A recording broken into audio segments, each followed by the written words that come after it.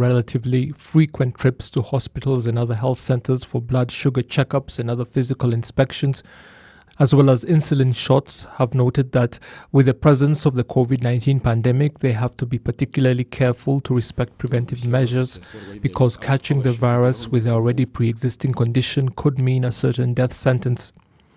With more than 360,000 people part of the Rwanda Diabetes Association, it has been noted that the challenges brought about by the coronavirus pandemic only made life more difficult for people suffering from diabetes, and in cases where a person had another serious complication like high blood pressure, which is not uncommon among diabetics, affording medication for both illnesses has been proving too difficult, with people having to choose which to buy and which to leave out.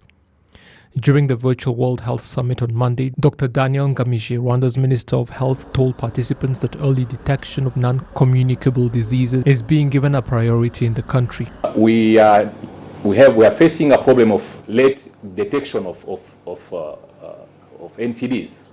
Like for blood pressure, we do have 40% of adults presenting for the first time with heart failure at level of class 3 up to class 4. As I said, the detection coverage rate is low. Like for chronic respiratory disease, for asthma, we are with 7.5%. For diabetes, we are with 4 coverage detection rate, which is really low. We need to increase the screening and early detection of NCDs so that we can act on time.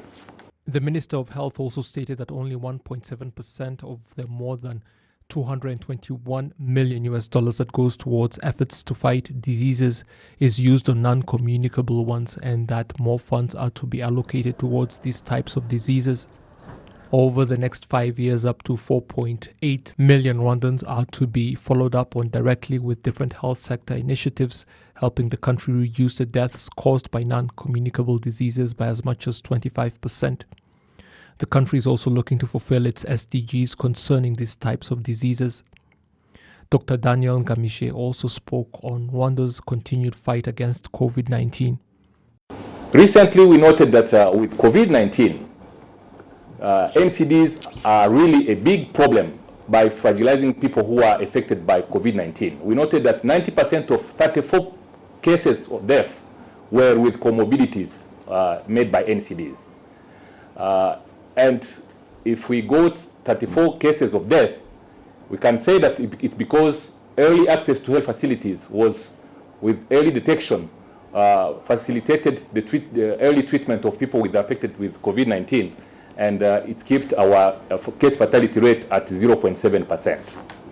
Rwanda's Ministry of Health has also noted that the vast majority of those in the country who contracted COVID-19 are between the ages of 20 and 59, and though people over the age of 65 who contracted the virus are very few, the vast majority of deaths happen in this age bracket.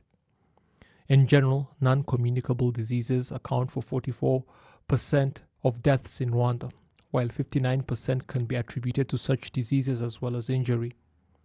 15.9% of all adults in Rwanda have high blood pressure. In 2019, an additional 34,000 people in Rwanda were added to lists of those requiring special attention because of non-communicable diseases. 15,673 of those people have diabetes, with 10,741 suffering from asthma. Since 2018, the number of people able to access heart treatment at the country's health facilities has tripled from 25,353 to 88,486. The World Health Organization says 15 million people around the world die every year because of non-communicable diseases that affect the respiratory tract, diabetes, and cancer. Participants at the virtual summit agreed that more effort needs to be put in fighting non-communicable diseases if the 1/3 reduction targeted as part of the SDGs is to be attained. Thanks very much, Serge Nore. And still linked to health matters, here is an update on the current COVID-19 figures in the country. Today, 1,736 tests of COVID-19 were carried out, bringing 7 new cases of COVID-19. Currently, the total cases stands at 7,000.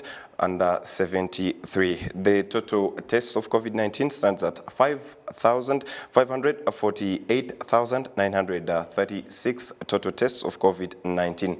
Today, 18 people recovered, bringing the total number of recoveries to 4,848. The number of deaths today, 0. Today, the number of active cases stands at 191. The test positivity rate stands at 0.4%. Among the 7 cases, 4 were found in Kigali, 1 in Rwanda district, 1 in Muhanga district, and 1 in Musanze district, signed the Ministry of Health. And now, still into